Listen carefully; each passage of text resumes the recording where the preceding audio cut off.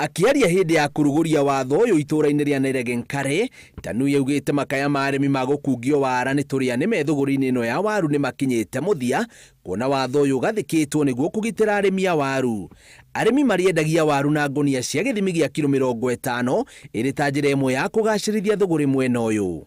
Hii policy ambayo tumetoa na hii mambo tunalonji leo sio mambo tu ya kusungumuza. Hii ni sheria ambayo imepitishwa na bunge kwamba it is law, kwamba sasa sio kupembeleza mtu. Hii ni sheria na tumefanya hivyo kwa sababu ya wewe mkulima.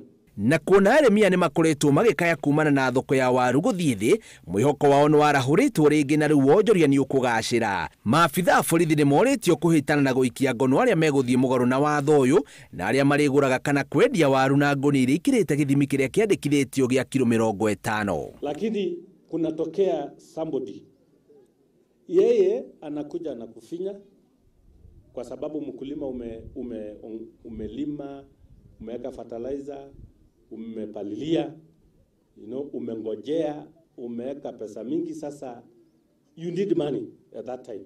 So they take advantage, wanachukua hiyo advantage, wanakulipa ile kitu anataka. Lakini yeye akifika Nairobi ama sehemu nyingine, yeye atapata faida mara 2, mara 3, mara 4 kushinda wewe umetoa jasho katika hiyo ukulima yako. Tukitoka hapa, kwa sababu Ngabana atashindua hii siku ya leo, apatie sisi nafasi tuanze kazi saa hii, tufike 5-10 kwa sababu najua ni wengi, na kesho waende kotini. Nani anaunga hiyo mkono? Tunakaribisha hii sheria kabisa sisi kama wakulima.